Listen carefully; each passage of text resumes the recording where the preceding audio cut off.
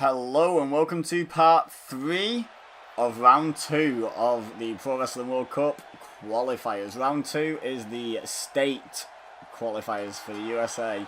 And out first in today's episode is Lex Luger, complete with mullet and very boring, bland trunks. They just look like he borrowed them from like the spares bin in the back, don't they? You know, like when you're in PE and you forget your kit and you had to borrow spares? Yeah, that looks like Lex Luger forgot his trunks and that's what happened. So yeah, this match is to determine who will go on to the final qualifying round, which is like the full USA qualifying round, where we decide who's going to represent America in the World Cup. But this is to decide who will go forward representing the state of Illinois, most famous for Chicago. But yeah, this is what's up with that. So whoever wins this will go into qualifying round 4. Now in case you're wondering, because this is round 2 and that's round 4, in between the two we're going to have the international qualifiers, so the rest of the world basically. So here's old school Aiden English, pre-Rusev Day Aiden English. He's also from Illinois. Yeah, so there's this and I think 2 more videos of qualifying round 2. And then qualifying round 3 will begin with the qualifiers for various foreign to America countries, not foreign to me, because England is one of them. Also places like Canada, Mexico, Japan, and several other countries as well. But America needed sort of like a double qualifying round just because there's so many American wrestlers in WWE and in this game. It stands to reason. It's an American company. They're mostly going to be employing American people. It's just logical. So this is actually going to be a triple threat match to represent Illinois. So there's just one more member of the 2K18 roster who is billed as being from Illinois. And remember, for the vast majority of these instances in this Pro Wrestling World Cup, we are using kayfabe hometown, so don't comment saying, actually, I think you'll find this person was born in such a place. The Rock was in the Florida qualifier because he's billed as being from Miami, Florida, even though it's not where he was born. It's just how we do things. Anyway, most popular guy in the roster ever, right? Also from Illinois, Jason Jordan. So we've got Lex Luger, Aiden English and Jason Jordan hoping to advance to the final qualifying round to potentially represent the entire USA. Which would probably be fun for them. They'd probably like that, let's be honest. Jordan looking confident as he struts down to the ring. And rightly so. There's probably not many people going to be entering this World Cup that he can't just throw around the ring at will. With his multitude of suplexes, so hopefully he will do well if he ends up representing America. Not too well though, you know, I'm English, so don't want them winning. But they can do well, I'm okay with that. So, all 3 men in the ring, so let's get down to business. Lex Luger looks ready, Aiden English looks anxious to get started, Jason Jordan still looking pretty confident to be honest. And Aiden English makes a beeline for Luger, and Jordan's just like, I'll stand out and watch this, that's absolutely fine. You two beat each other up. And he's like, no, JK, but he misses the clothesline. German suplex, what was I saying about him being able to throw people around? And now, wow, breaking away from the amateur background straight away, punching Aiden English in the head. And Lex Luger didn't really like that for some reason. Belly to back suplex by Luger. Must want to play fair in this match. Must want to play fair.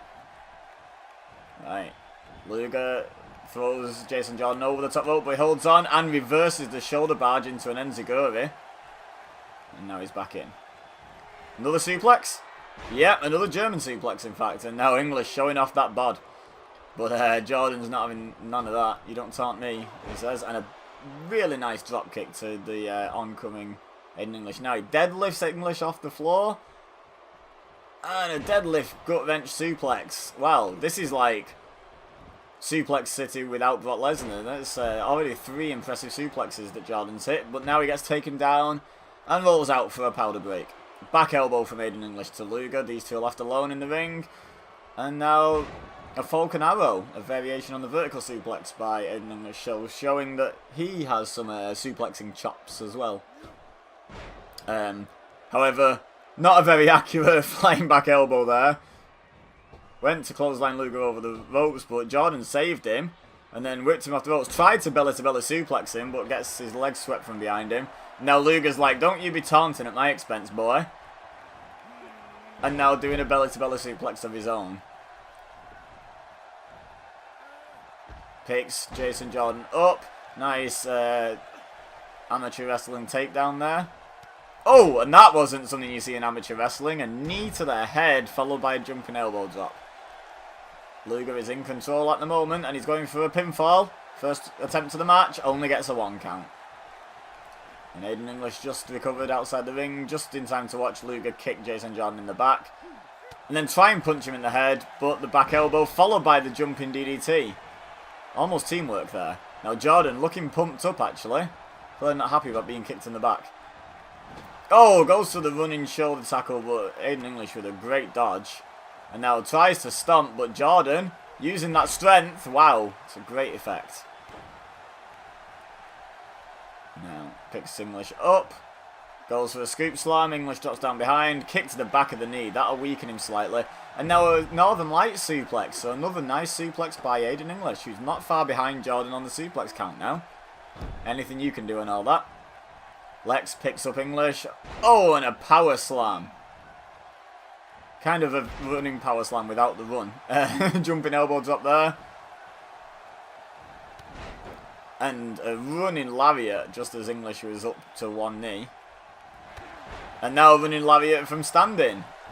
Hitting English, getting his head nearly taken off a couple of times by Luger there. Wants to make sure he stays down. And now he's going for the torture rack on Jason Jordan. Has he been weakened enough? Lex Luger's got a great success rate with the torture rack over his career. But will he get Jordan to tap out here? No, Jordan backflips out of it and a DDT. Wow, great athleticism. And now both men going for Luger. English punches him. Grabs him and another DDT. And now both men looking confident. But now Jordan blindsides English with a roll up. Second pinfall attempt to the match. That's a 2 count. And now English rolls him through actually. 1. And just a 1 count before Jordan kicks out. So that alliance didn't last long. Belly to back suplex, and I believe Aiden English is now level with Jason Jordan in terms of number of suplexes successfully executed. Punches him in the head so hard that he spins him 180, but Luger interrupts the plan. But Aiden English ain't having none of that. Now Luger finally successfully stops the barrage of Aiden English. Now it looks like he's setting him up for something big here, maybe a superplex. But English says no, kicks him away. Then off the top rope, elbow to the top of the head. Jason Jordan had time to recover, reverses with the back elbow, and an overhead belly to belly. He's back ahead. He's back ahead with the suplexes. I believe he's at 4 in this match. Goes to the pin off that one, gets a 2 count. And a kick to the back, getting even. Wasn't it English who kicked Jason Jordan in the back before, and that prompted him to have a bit of a comeback? Jawbreaker from English, lifts up into the fireman's carry, but Jordan escapes and reverse DDT. Shout out to Luger's friend Sting there. Doesn't even get a 1 count because because Luger is super keen on breaking up the pin.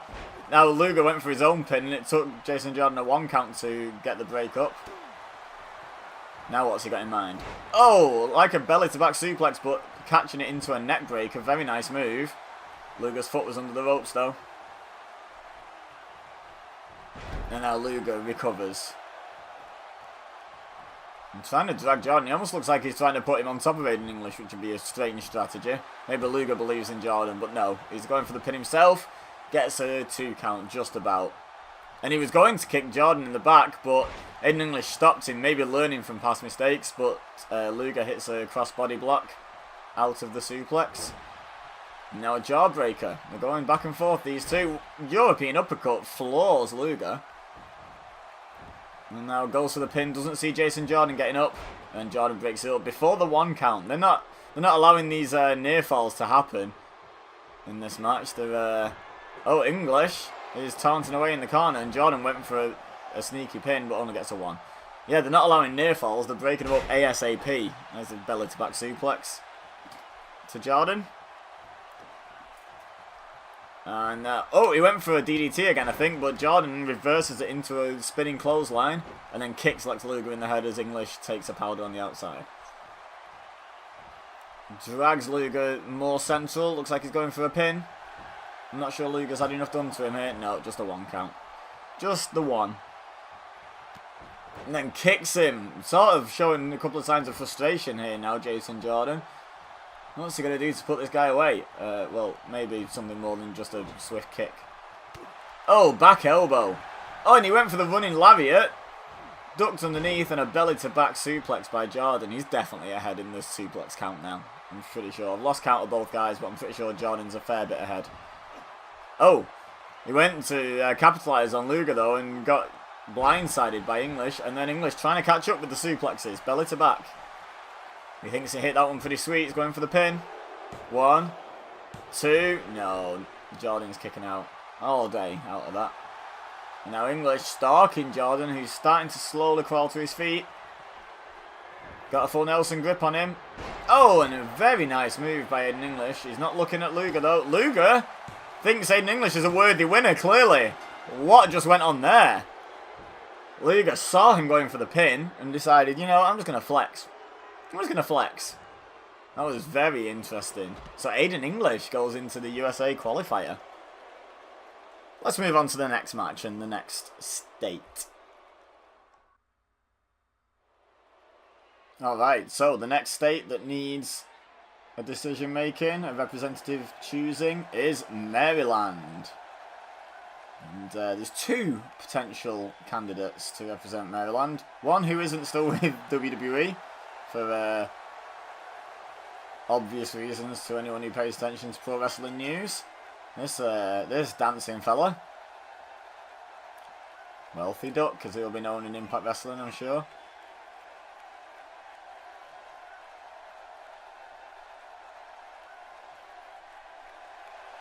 Look at him, having a great time.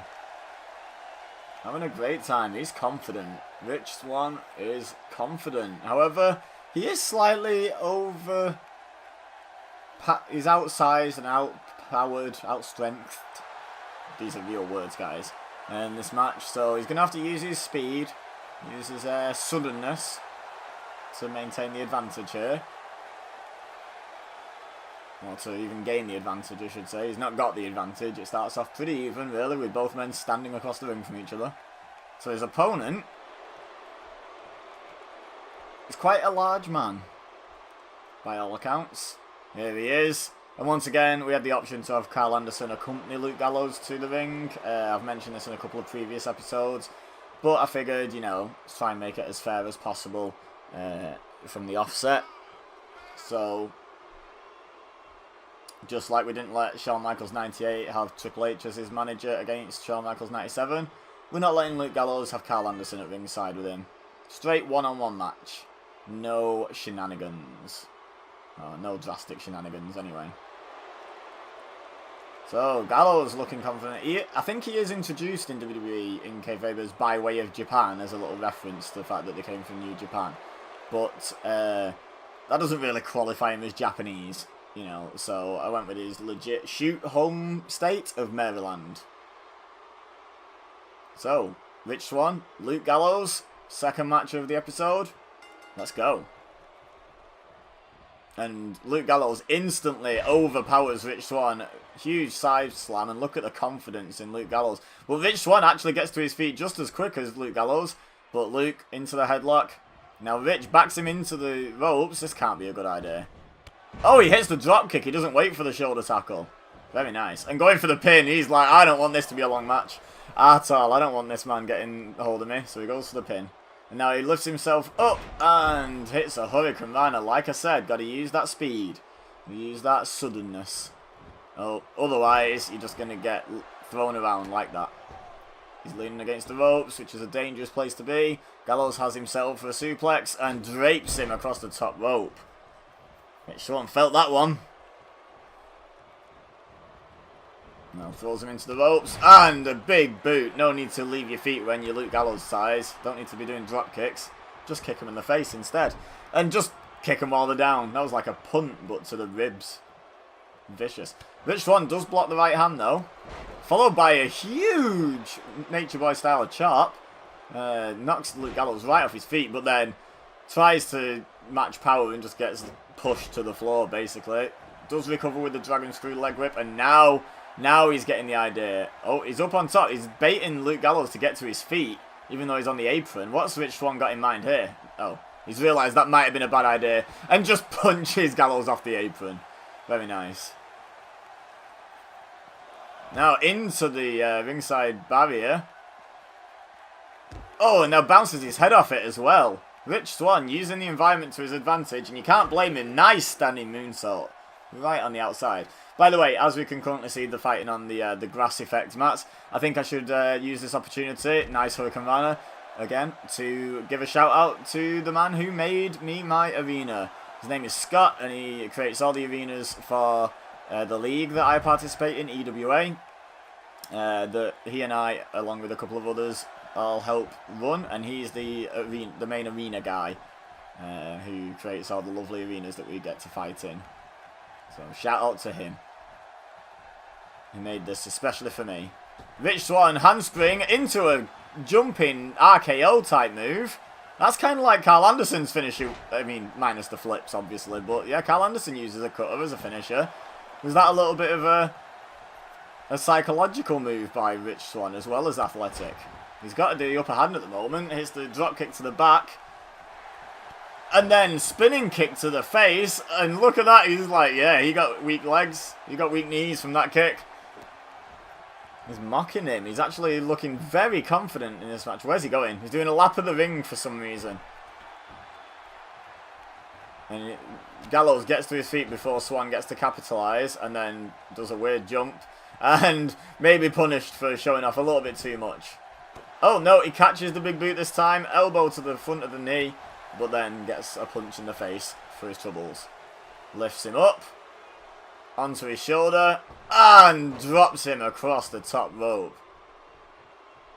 That's going to knock the air right out of him. And now, is Luke Gallows going for the submission win with the camel clutch? It certainly looks like it. He's holding him by the head. Like normally you hook it under the chin, but he's just grabbed him either side of the head. So it's like a head vice plus a camel clutch.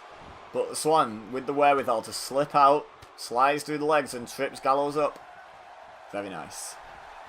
Oh, whatever Swann had in mind there, Gallows blocks it. Swann switches behind. And then Gallows switches behind. He's got some speed to him as well. He's no slouch. Back elbow. And then Swann with a jumping DDT catches Gallows off guard. I don't think he was expecting that move right there and then. Now Swann, this might not be advisable, trying to slow the pace of the match down. Playing a submission hold. Yeah, he's realised, don't want to hold that for too long. Might hurt Gallows, but it's probably not going to get him to tap out, and he is recovering some stamina. Gallows bumps the ref. Hopefully we don't see any interference from Carl Anderson here, as Swann hits the Enziguri, followed by a standing 450 splash. Very impressive. Impressive athleticism. Now he's going up top. Is this what he was going for before? Gallows isn't moving this time. Oh, wow. Is that a Phoenix Splash, I believe that's called? Can he get the pin? 2, 3, he does. He overcomes the size disadvantage. And he goes on to round 4 of qualifying. Congratulations to Rich Swann. I suppose now we'll move on to the next match. Let Rich Swann dance and celebrate.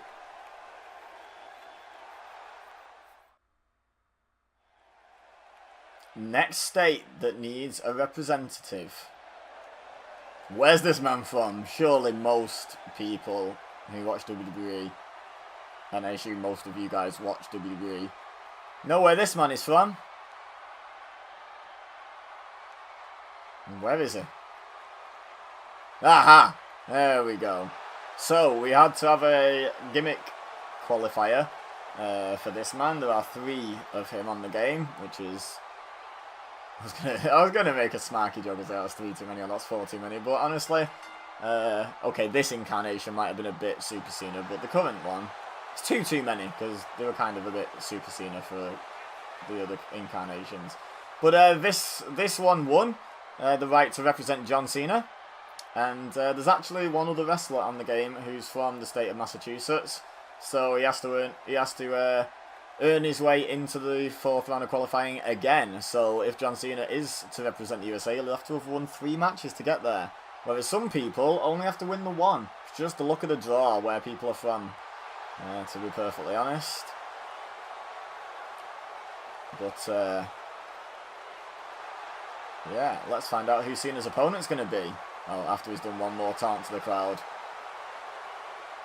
I haven't used Cena as a thumbnail yet, and I feel like that's going to draw in some views. You know, he's one of the guys that probably will prompt people to have a look at the video. So we might well use him there. We might well use that image. But, his opponent from way back in the Attitude Era, current head trainer at NXT and at the Performance Center, Albert, now known just as Matt Bloom, now known by his real name. Man of a million gimmicks, Albert, A-Train, Prince Albert, Tensai, Lord Tensai, Sweet Tea. What was his name? Giant Bernard in Japan, wasn't it? Or something like that? Yeah, he's had some names. He's had some name changes. Most of them awful. So, anyway, he is from Massachusetts, or at least Albert was billed from Massachusetts. I didn't really make note of whether it was where they were born or where the gimmick's from. I just, like, made a note of where I wanted everyone to fight to represent. So, we're just going to assume he's born and bred in Massachusetts. And we know John Cena is West Newbury itself. Here we go. Front face lock applied to Albert. This match has happened with Albert under the gimmick of Lord Tensai. I think didn't he like near his debut, his re-debut as Lord Tensai. I'm pretty sure he beat Cena.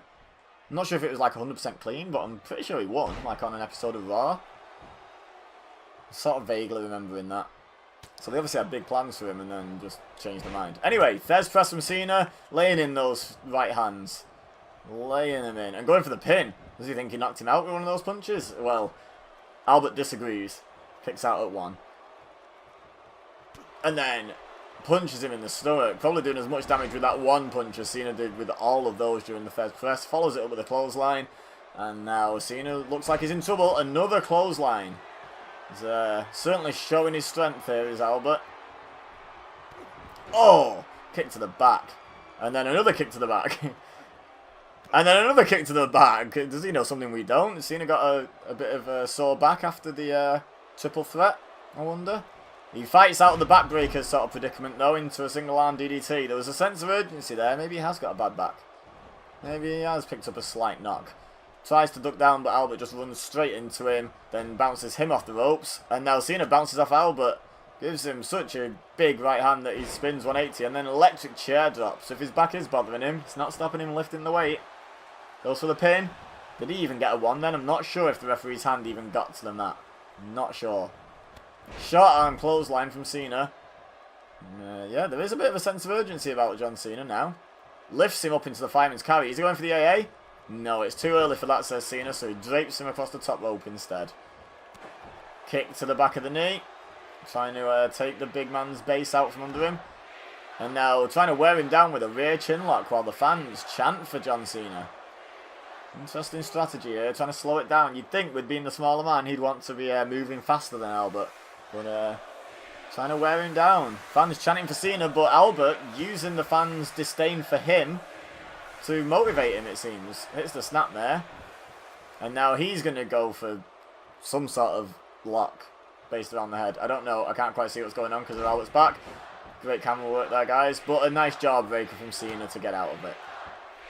Hits the right hand, hits the kick to the stomach, and a DDT. Lifts up Albert. Oh, going for another haymaker, but Albert blocks it, gets a right hand of his own, and a headbutt floors Cena. Cena reaching for the ropes, trying to lift himself up, but Albert's having none of it. Oh, Cena blocks the kick, leg trip, and now is he going for...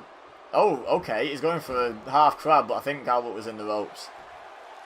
Stalking him though as he slowly recovers to his feet after a little bit of leg damage. He hits the AA. Is this it already? Cena might have just booked his place in the final round of qualifying. 2 and 3. Wow.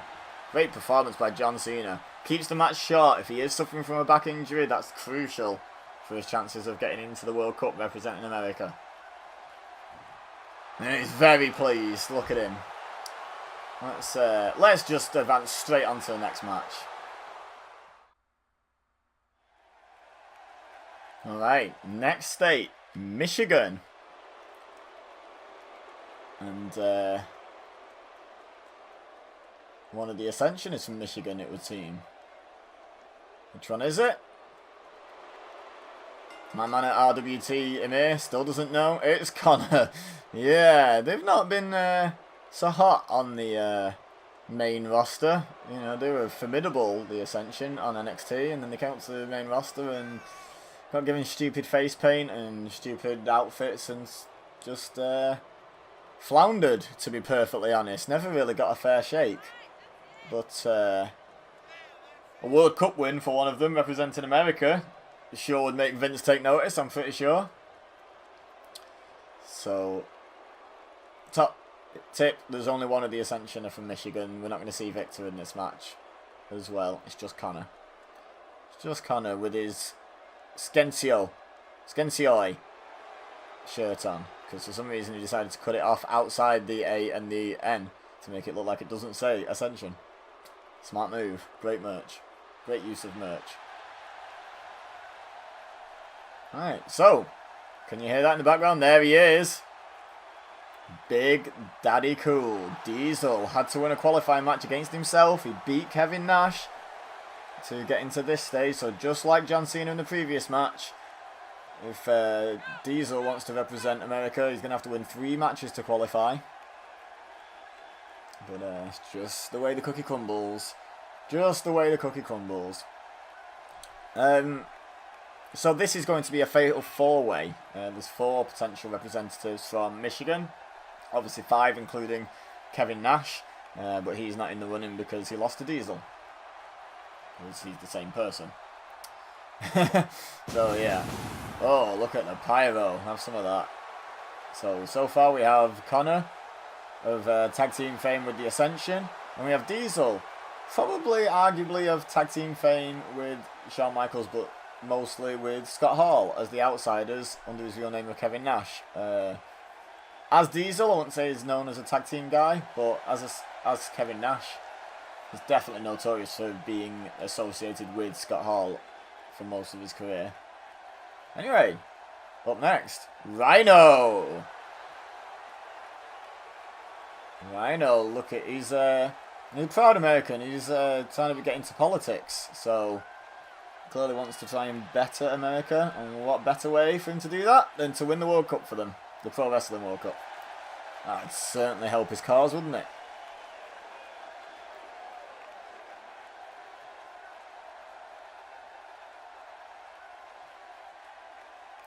Very confident in the ring, Rhino. Look at him dominating the ring. Connor and Diesel outside, keeping the distance for now. So the match is ready to start. And the final participant in this fatal 4-way. Oh. Yeah, Rhino's like, bring it on, buddy.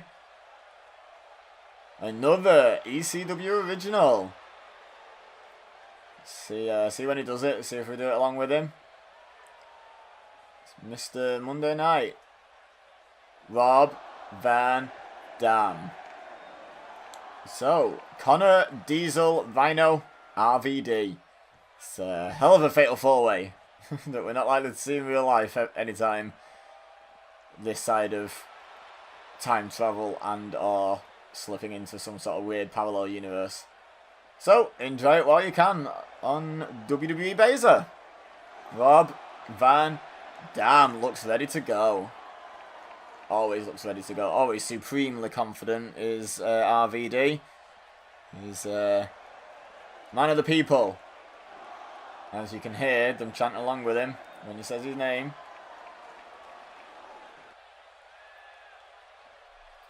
Now we're ready to get the show on the road. So Connor, his interesting face makeup. Diesel, Rhino looks intense, and Rob Van Dam just checking his knee pads are in position. So, the ECW Originals currently pairing off with non-ECW originals, shall we say. So they've not clashed yet. I assume at some point they will, but they may feel a bit of kinship early on in the match. But that won't last forever. Anyway, Big Daddy Cool slamming RVD's knee down into the grass at ringside, and now slamming his head as well. He's not being too kind to RVD. Meanwhile, Rhino is launching Connor around the ring. So, no quarter being shown by anyone, really. Russian leg sweep from Rhino. And now the two ECW originals are currently in control. DDT from RVD. All the initials. Now he's jumping up into the middle rope. What's he got in mind here? Diesel's up. Diesel's down with a flying Hurricane Rana just as Connor launches Rhino across the ring. Showing that he's a strong man as well. Shoulder block by Diesel, using that size advantage. And again, slamming the back of RVD's head into the mat. Not playing pretty in this match, but he's certainly playing to win. Looks like he's going for a camel clutch here. Will Connor do something about this? Will he notice? Yep, he's noticed. He didn't get to break it up though. RVD slipped out. And now Kevin Nash taking a powder. And now the ECW originals double teaming Connor of the Ascension, the tag team guy, double DDT. And now they are left all alone. And all the ECW fans in the arena just marked out a little bit. RVD off the ropes. Goes for the back elbow, but RVD blocks it. And a big Hurricane Rana. I've been trying to resist calling every move that happens big, but one slips out there. And now the ECW originals continue going at it as Connor follows Diesel out of the ring to continue the attack. I'm not sure what that was from Rhino. Was it a splash or a diving headbutt? I don't know, but he hit RVD pretty hard and he thinks he can get the pin. So, let's see. Oh, he doesn't even get a 1 count. RVD disagrees, sir. Kick to the back. Lifts him back up and now tries to punch him in the side of the head, but RVD's got an answer. Back elbow. And a spinning, jumping kick thing to the face. RVD using those educated feet. Whips Rhino into the corner. There's a bit of a brawl going on outside the ring, but the main action is in the ring at the moment. Rhino's sat on the top rope. RVD joins him. Stands in front of him. And a Frankensteiner from the top rope. Beautiful. Goes for the pin. I don't blame him. That's a high impact move. 1, 2. Rhino kicks out and Connor just hit a suplex on Diesel on the outside. He hit hard then. Drop kick to the back by RVD. And now what's he got in mind here? Oh, he's springboarding in and a frog splash. It's kind of a frog splash, that's kind of his thing. Doesn't go for the pin now. Clearly doesn't think that's going to have as much impact as his 5-star frog splash. Now Diesel seems to just be watching. No, he's like, okay, maybe Rhino's not going to break the hold. And I should do something. But he gets a back kick to his gut for his troubles and Russian leg sweeped.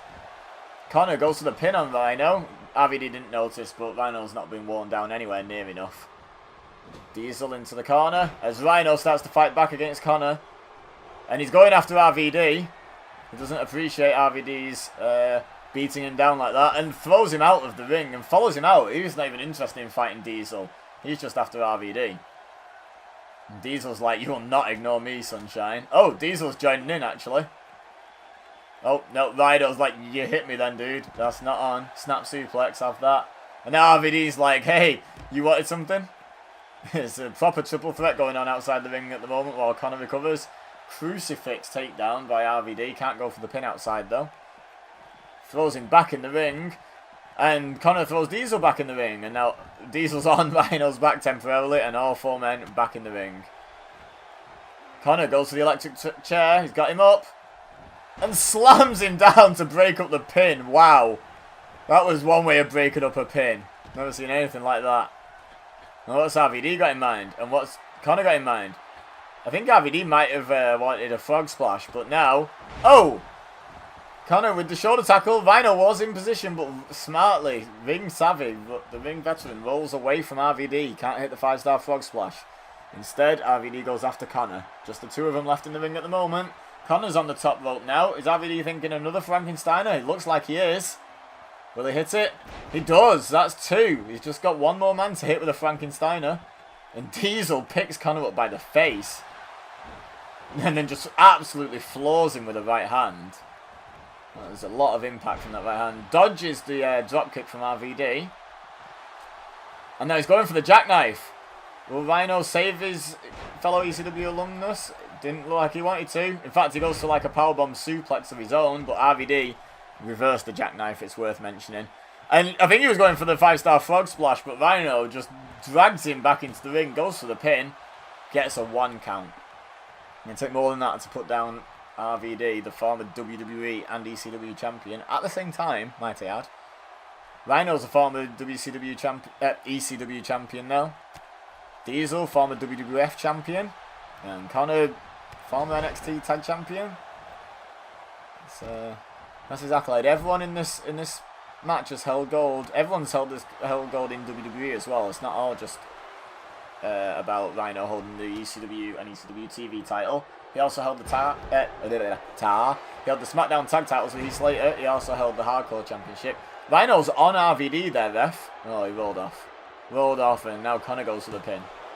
Referee missed a trick there to count that. And he gets the win. Wow. I don't think many people would have picked Connor in that match.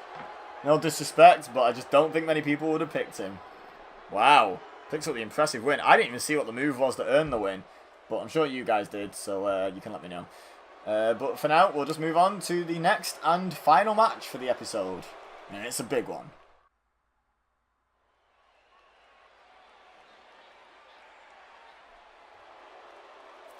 Right. You see that? That's part of the reason why it's the main event. That mustache is the other part. No, just kidding. Okay, so, Ravishing Rick Rude. We are trying to determine, or we are going to determine, who will represent Minnesota. That's today's main event, and it's certainly a bit of a lineup, a great lineup, starting with Rick Rude. A lot of legends, future legends, Hall of Famers, future Hall of Famers, and a little bit of let's let Rick Rude talk.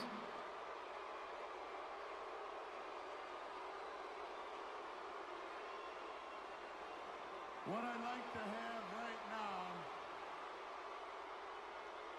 is for all you fat, ugly, inner city sweat hogs, keep the noise down while I take my robe off and show the ladies what a real sexy man looks like. Hit the music. Classic Rick Rude. Absolutely classic Rick Rude. How could you not hate him? But at the same time, how could you not love him?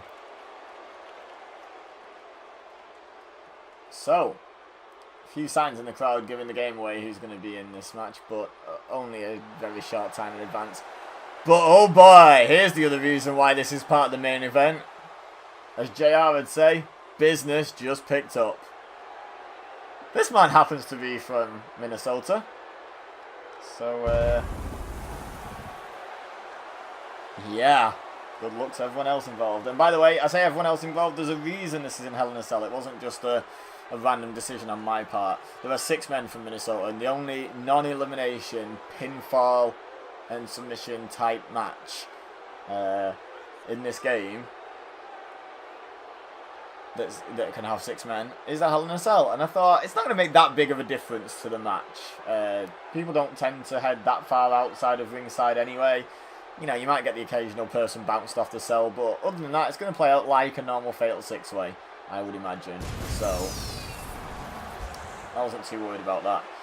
If I have to do elimination in a certain match type, I will. I've done a Battle Royal, like a Royal Rumble before. I'm quite happy to do that if necessary. But if it's not necessary, I'm not doing it. Top priority is a single pinfall match. Like a triple threat or Fatal 4-way. Keep it as fair as possible. Wow, Brock looks ready. There's a potential thumbnail as well. Cena or Brock? Difficult choice. Difficult choice. Anyway, next entrant. A good friend of Rick Rude's. Mr. Perfect. Kurt Hennig. Based on how he used to wrestle, hard to argue with that moniker, really. He was a really top-notch in-ring competitor. Great heel as well. He was an okay face. He wasn't terrible, but my God, what a heel. So, I don't know if they're both currently in the Hall of Fame. I don't know the Hall of Fame off the top of my head, but I would think that both Rick Rude and Mr. Perfect are in the Hall of Fame, even if both were probably inducted after they died, unfortunately, you know. Certainly accelerates the process, but that's not to say that neither man deserves it. They absolutely do. But, yeah, a couple of Hall of Famers, and let's be honest, unless he just doesn't want to, which wouldn't be beyond the realms of possibility, a surefire future Hall of Famer in Brock Lesnar as well. It's a pretty star-studded match so far, this, and we've only got half of the competitors out here so far. So, who's next?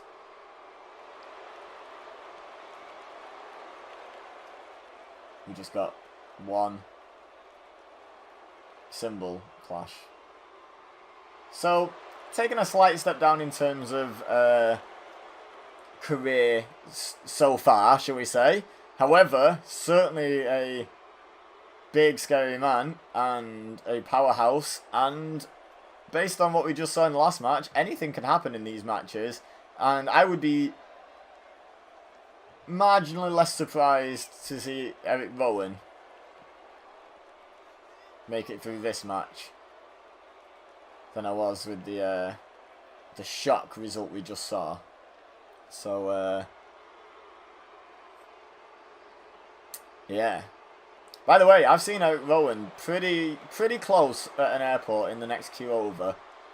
Huge man. Ridiculous. Huge man. That was when I was getting ready to fly home from WrestleMania 34. Huge. Huge.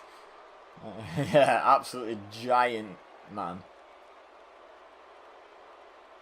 Anyway, that's 4. Number 5. Ha.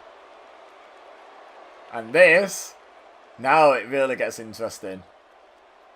Eric Rowan is not for stepping down, but here's Mr. Perfect's son. I mean, stands to reason there's a fairly good chance that father and son would both be born in the same state. You know, it's not a guarantee at all, especially with wrestlers who move around so much for their career. But yeah. Will they work together, father and son? Or will one of them feel like they have something to prove to the other one and they need to show them who's boss? So the 5th man in the match. A definite step down. It would definitely be a surprise if he won this match. I would say. Excuse me, I would say. However, not a man without achievements. Former Intercontinental Champion. Okay, hopefully I didn't mess that up, and apologies for the quick cut, but my recording software just crashed and we were on like nearly an hour, so I wouldn't get this whole match, I doubt, so I had to just quickly save my recording. And here's the 6th man. I didn't want to miss anything. I certainly didn't want to miss anything out of the actual match, so I figured cutting the boring in-ring stand around bit of Curtis Axel's entrance was the best thing to lose. So we've had Jason Jordan in action today, and now we get his former American Alpha tag team partner, Chad Gable, who is, as his towel says, ready, willing, and Gable. You get it? You get it? Because it rhymes with Able. So, great amateur wrestler, great professional wrestler in his own right. I definitely feel like there's a pecking order of favourites in this match, but I definitely feel like upsets would not be out of the question. So let's lower that cage and let's find out who's going to represent Minnesota.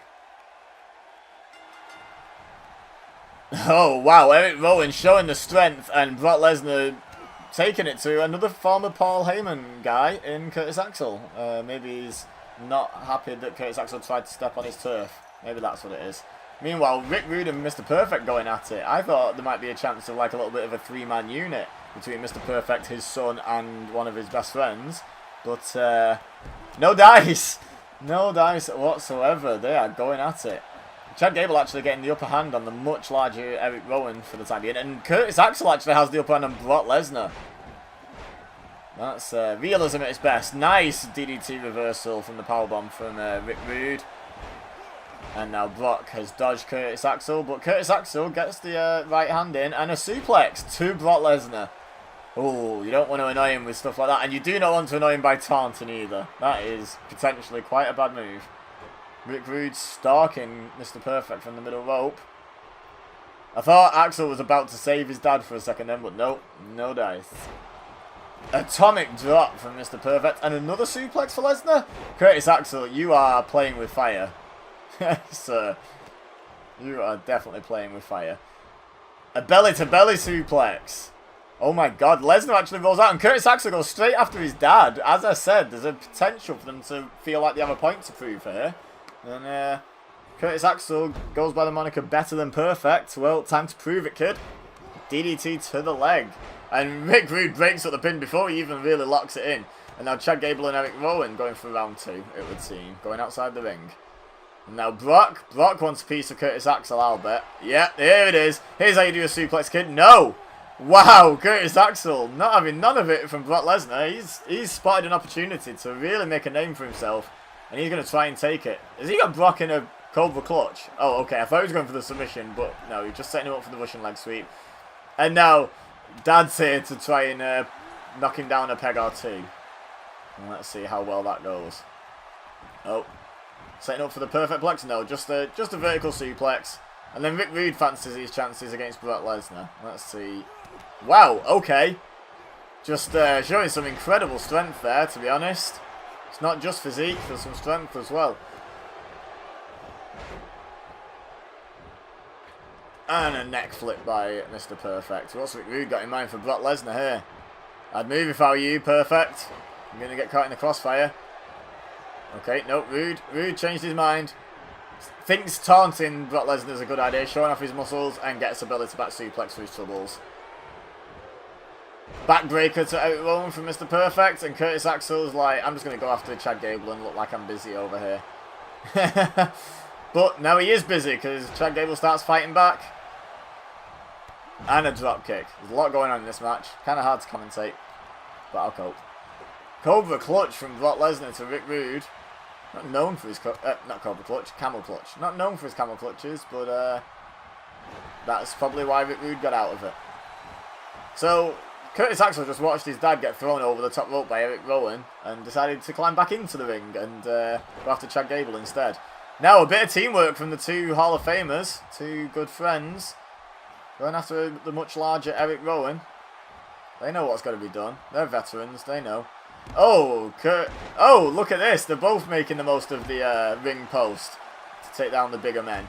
3 times Rick Rude's just thrown Eric Rowan into that ring post. And now, showing off his muscles. Bad move, Rick. Come on, you're a veteran. You should know better. Should know better. And that's Curtis Axel got in mind. Oh, just like his dad did before. Wow. And then Brock just kicks both Hennigs with one kick. Just manages to kick them both. And now what's Axel got in mind? Oh, face first goes Lesnar. And Curtis Axel going for the pin. And is Mr. Perfect letting him win in? Letting him win this? No, he breaks up the pin. No letting his son win the match. He wants it for himself. But he pays for it and ends up out of the ring, taking a powder. Rowan goes for the pin on Rick Rude. Chad Gable's having none of it. These two developing a little bit of a micro feud. Curtis Axel just leg tripped Brock Lesnar, just single leg takedown Brock Lesnar into a half Boston Crab that he thought better of quickly and let go. Never going to make Brock Lesnar tap out in this short of an order in the WWE ring. Right, so now we've got 3 separate battles to try and keep track on. And Curtis Axel going for the pin with his feet on the middle ropes, and Dad's like, hey, I know that trick. I know that trick. It ain't happening.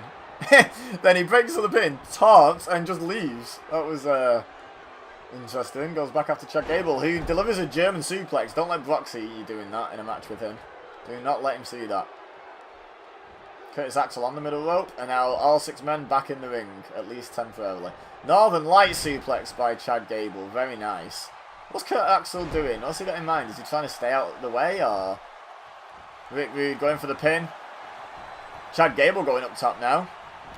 Eric Rowan rolls out. Moonsault by Chad Gable, beautiful. And now Brock Lesnar is back on his feet, and that's bad for everyone involved. Picks up Curtis Axel. He's going for the F5. No, he just drops it. Just hangs him up across the top rope. He wants to... Oh, okay. He wants to dish out some punishment before he puts this match away. Rick Rude catches Chad Gable, not paying attention, and German suplexes him from the middle rope, while Brock Lesnar just pounds away at Curtis Axel. Now Rick Rude. Side slam to Mr. Perfect. Well, Mr. Perfect straight back up to his feet, in fact, and reverses the body slam into a DDT. Curtis Axel going for a pin, I believe, on Brock Lesnar, but not getting anywhere. Goes for it again, and gets it broken up and kicked out of, all at the same time. It's far too busy this match to get a pin that quick, Curtis.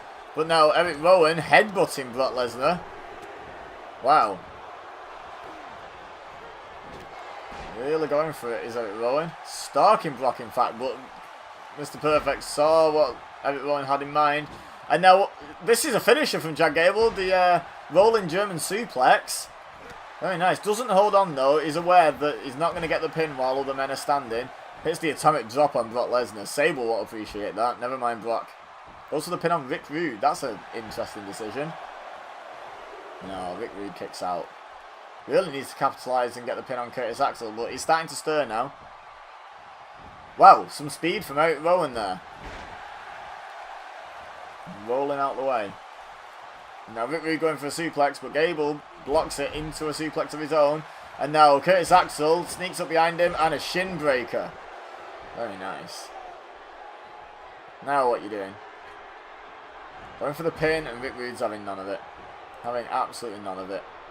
Oh, Curtis Axel ducks and goes for another pin. Come on, kid, pay attention. 3 pins in a row. Pay attention, you buffoon. 4 pins. Really? This is getting a bit out of hand now. This is getting a bit out of hand. 5 pins. 5 pins in a row. What is Curtis Axel doing? Okay, he's finally realised he's not getting that win right now. Because he's a bit slow on the uptake, clearly. Now, an interesting team of Rick Rude and Curtis Axel. Rick Rude and Brock Lesnar double teaming Curtis Axel. Kurt Hennig had crawled into a pin, unbeknownst to pretty much everyone, including myself, and actually got a 2 count. No one broke it up. Rowan kicked out. He almost just sneaked a win. Fireman's carry takedown by Mr. Perfect. And now Brock fighting Chad Gable briefly. Turns his back though and gets a reverse DDT for his troubles. Perfect plex from Hennig. Wait, Chad Gable didn't even try and break that up. The rest of the participants in the match would have been annoyed. Oh, what's this? Is this a rude awakening? That sure looked like one. Wow, goes for the pin. And now, is Chad Gable a Mr. Perfect mark? Because he just saved Perfect when he wasn't breaking up the pin that he went for. Very interesting. Traditional wrestling takedown by Gable. And a gutbuster by Rowan. Rude kicks out and Rowan kicks Perfect. Goes for the pin. It was a very impactful looking big boot. But Hennig kicks out at 2. Uh-oh. I was going to say, don't jump into the arms of Brock Lesnar there, Chad. That's not a good move. Right. Kurt Hennig takes Rowan down with a DDT. And Chad Gable reverses the F5 into another reverse DDT to Lesnar. That's twice he's caught him with that move. Perfect. Knocked out the ring by Rick Rude.